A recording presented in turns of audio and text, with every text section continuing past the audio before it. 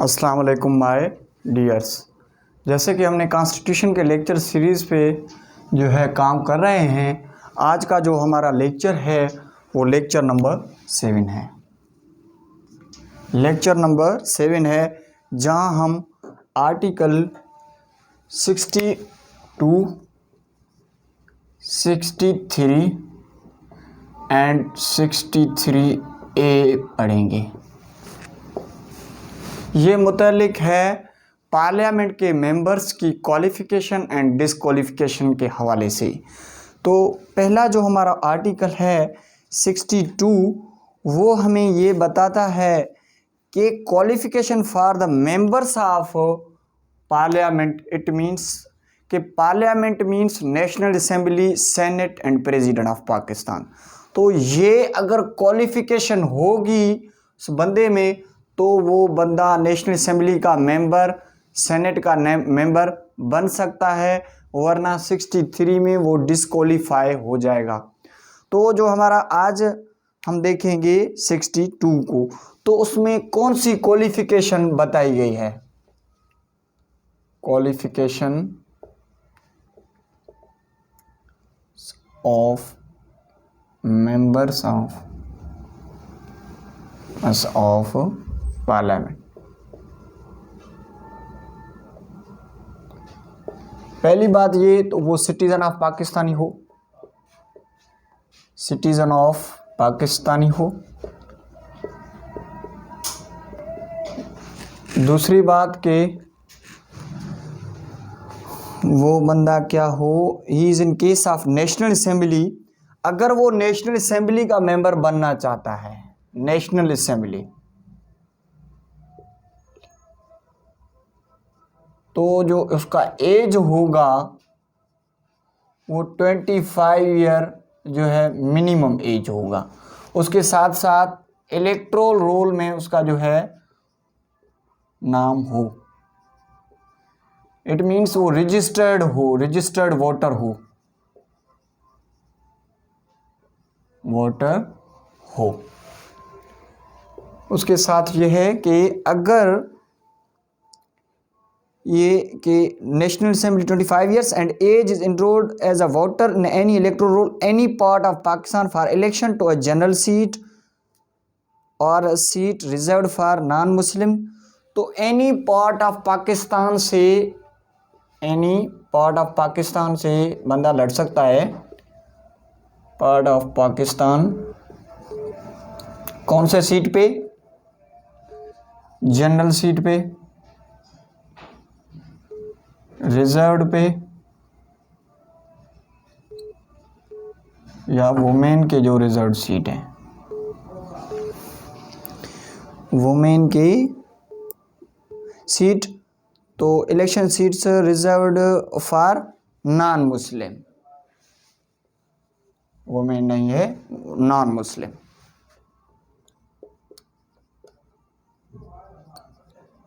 Non Muslim.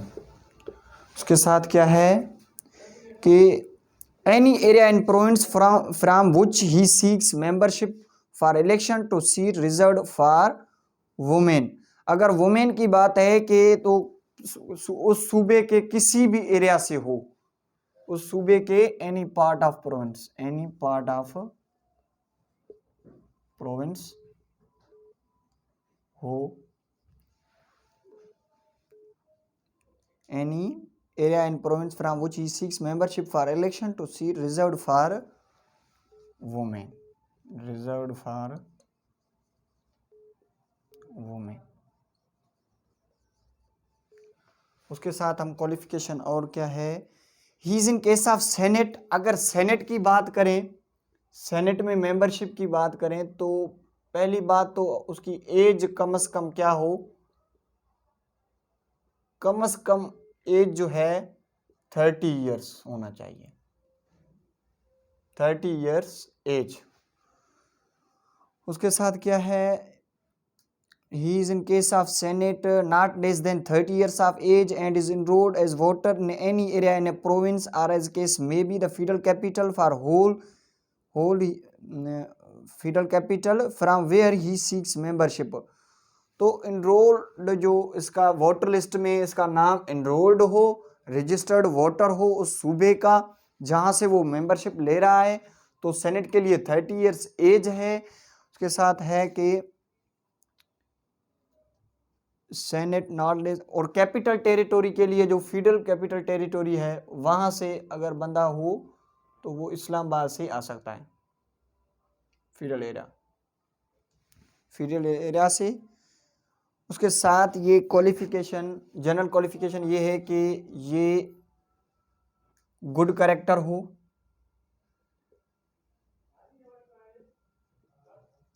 Adequate knowledge of Islam हो उसके पास, Islam, know the basic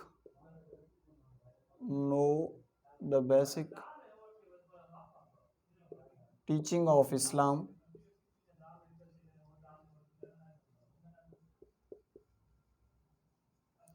no the basic teaching, it means उसको जो है इस्लाम के बारे में पता हो, किसी भी इस्लामिक इंजेक्शंस को उसने वायोलेट नहीं किया हो, refrain from major sin,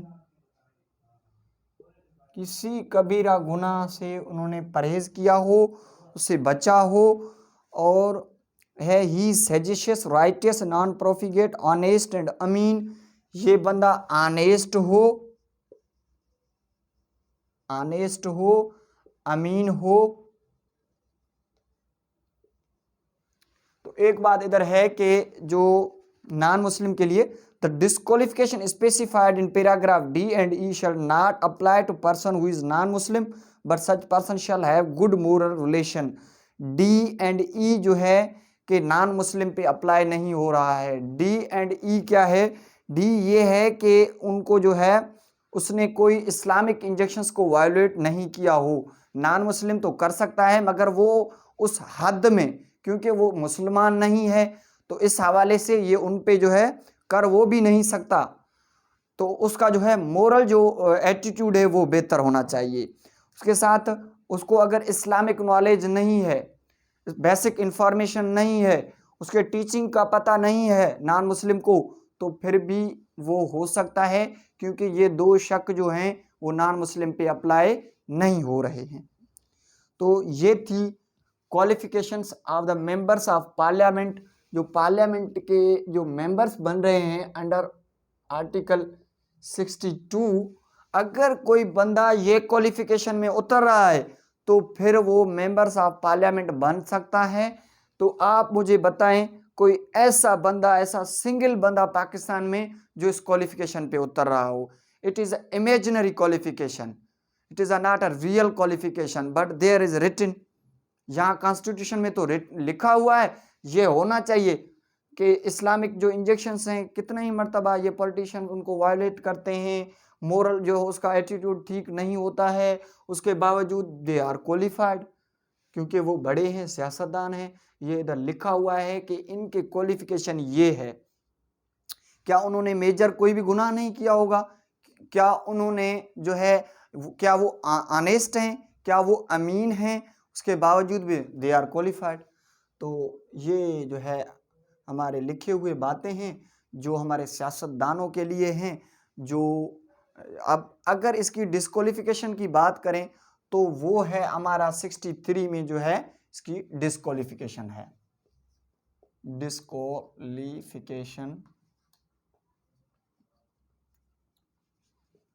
डिस्क्वालिफिकेशंस of member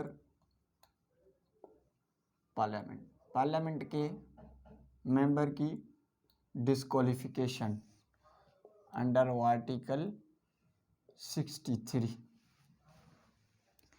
63 में he is of unsound mind, वो अनसाउंड माइंड है, डिक्लेयर्ड बाय कॉम्पिटेंट कोर्ट, किसी कोर्ट से ये डिक्लेयर किया गया है कि ये अनसाउंड माइंड है बंदा। उसके साथ है कि ही इज इन अनडिस्चार्ज इंसॉल्वेंट, ये बंदा डिक्लेयर किया गया है insolvent.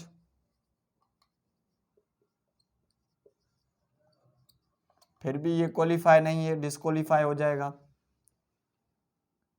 He ceased to citizen of Pakistan acquire the citizen of foreign, he ceases citizen of Pakistan, इन्होंने पाकिस्तान की सिटीजन छोड़ के अक्वायर किया है फॉरेन सिटीजन, फॉरेन सिटीजन। तो हमने क्वालिफिकेशन में पढ़ा था कि he must be citizen of Pakistani, he must be citizen of Pakistani, तो फिर ये क्वालिफाई होगा कि मेंबर बन सकता है। यहाँ ये अक्वायर कर रहा है फॉरेन सिटीजन, और जो पाकिस्तान की सिटीजन है वो उसकी सीज हो रही है, उसकी वजह से ये डिस्क्वालीफाई हो सकता है। उसके साथ है he holds an office profit service of other than the office declared by law not to disqualified holder, तो ये कोई और ऑफिस ज्वाइन कर रहा है, एनी अदर ऑफिस और अदर ऑफिस फॉर प्रॉफिट, अगर ये ज्वाइन कर रहा है जो बार्ड बाय लॉ है, जो बार्ड बाय लॉ है, जो कॉन्स्टिट्यूशन ने उसको मना किया है कि being a member of parliament, तो आप ऐसा कोई ऑफिस ज्वाइन नहीं कर सकते, तो अगर वो ज्वाइन कर रहा है तो फिर भी वो डिस्क्वालीफाई हो जाएगा। उसके साथ है कि ही is in service of any स्टेटरी body और any body which is owned or controlled by government in which government has controlling share in interest, तो ये किसी बॉडी स्टेटरी बॉडी, गवर्नमेंट के किसी भी स्टेटरी बॉडी का अगर ये पार्ट है तो फिर भी ये डिस्क्वालीफाई हो जाएगा।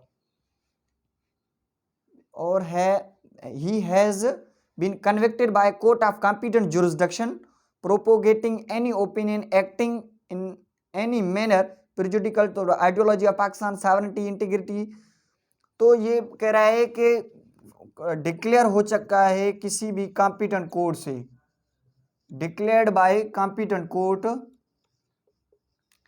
कि वो बंदा प्रिजुडिकल कॉम्पिटेंट, तो ये काम क्या कर रहा है, इंटीग्रिटी, गिरिटी, सिक्योरिटी और आइडियोलॉजी ऑफ पाकिस्तान के खिलाफ काम कर रहा है, या उसकी कोई ऐसी ओपिनियन है, तो फिर भी वो डिस्क्वालीफाई हो जाएगा। और है ही has conviction of offence involving moral turpitude, अगर मोरल टर्प्यूटेड से ये बंदा क्या हुआ है, टर्प्यूटेड,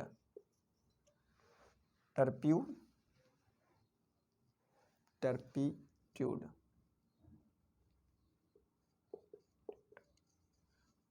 मोरल टर्प्यूटेड की वजह से किसी कोर्ट ने ये डिक्लेयर किया है और उसको कन्विक्शन दी है, तो ये बंदा 5 साल के बाद जब भी जेल से निकलेगा 5 साल के बाद इलेक्शन लड़ सकता है, ये मेंबर बन सकता है, मगर 5 ईयर तक नहीं बन सकता, ये 5 ईयर तक नहीं बन सकता, तो इस हवाले से ये डिस्क्वालीफाई हो जाएगा। उसके साथ है कि he has been dismissed from service of Pakistan, तो ये सर्विस ऑफ पाकिस्तान किसी भी जॉब से, सर्विस ऑफ पाकिस्तान से अगर ये on the ground of misconduct, on the ground of misconduct,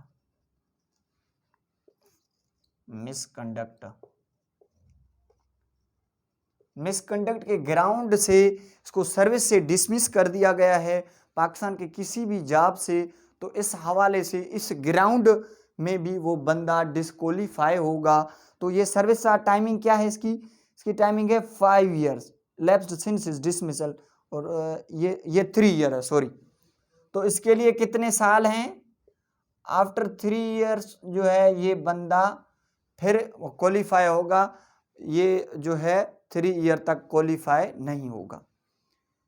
he has service of Pakistan स्टेटरी body 2 years, तो अगर हम इसकी इंपॉर्टेंट बात करें, he is obtained a loan अगर इन्होंने कोई लोन वगैरह ऑब्टेन किया है किसी बैंक से, किसी बॉडी से या किसी कंपनी से, स्टेटरी किसी बॉडी से 2 मिलियन तक उन्होंने अब तक पे नहीं किया है, तो इस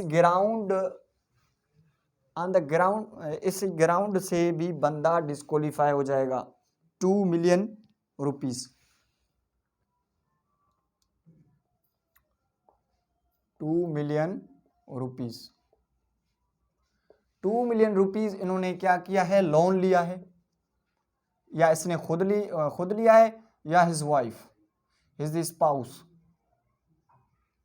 उसने वाइफ ने लिया है, या इससे कोई डिपेंडेंट है, उस बंदे ने लिया है ये उस बंदे पे डिपेंडेंट है, तो इस ग्राउंड पे भी बंदा डिस्क्वालीफाई हो जाएगा, ये मेंबर नहीं बन सकता। उसके साथ है कि ही आर स्पाउस यूटिलिटी, या कोई भी अगर ये जब भी नॉमिनेशन पेपर जमा कर रहा है, कोई यूटिलिटी बिल, इलेक्ट्रिसिटी बिल या ऐसा कोई गैस का बिल अगर उसका पे नहीं किया हुआ है, वो उसका रह रहा है, तो on such ground he may be rejected, ये रिजेक्ट किया जाएगा, वो उसका जो नॉमिनेशन पेपर है इसको रिजेक्ट करके इसको डिस्क्वालीफाई किया जा सकता है। He is for time being disqualified from being elected or chosen as a member of Majlis Shura or of Provincial Assembly and under any law for time being in force. For the purpose of paragraph, so the election commission shall decide the questions within 19 days of the receipt of the received opinion. If any question arises whether a member, अगर कह रहा है कि अगर ऐसा कोई question arise हो रहा है कि इस बंदे पे यकीन नहीं है कि ये क्वालिफाइड है या डिस्क्वालीफाई है, तो इसके वजह से वो जो भी चेयरमैन हो सेनेट के हवाले से, स्पीकर होगा नेशनल असेंबली के हवाले से, वो जो है एक नोटिस देगा इलेक्शन कमीशन को कि इस बंदे को देखा जाए कि ये क्वालिफाइड है कि नहीं। तो जो है within 13 days if any question arises whether a member of Majlis Shura Parliament has become qualified from being a member, the speaker or his case may be chairman shall unless the decides that no such question has arisen, refer the questions to the election commission within 30 days. Should be failed to do so within the aforesaid period, it shall be deemed to have been referred to the election commission. तो अगर ऐसा कोई मामला arise हो रहा है तो speaker या चेयरमैन जो है वो उस मामले को विदिन 30 डेज जो है इलेक्शन कमीशन को भेजिएगा। इलेक्शन कमीशन को अगर 30 डेज में नहीं भेज रहा तो ये समझा जाएगा कि उसको भेजा गया है, तो इलेक्शन कमीशन उसका डिसाइड विदिन 19 डेज में करेगा कि the election commission shell decide the question within 19 days. 19 days में इलेक्शन कमीशन इसको डिसाइड करेगा कि वेदर ही इज क्वालिफाइड और डिस्क्वालिफाइड। अब आ रहा है हमारा सेक्शन 63A डिफेक्शन।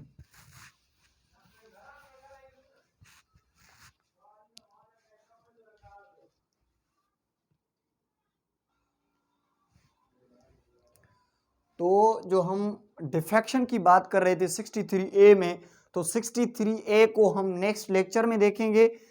तो आज जो हम लेक्चर को जो है 66 और 63 पे एंड कर रहे हैं। आज के लिए इतना ही काफ़ी। Thank you.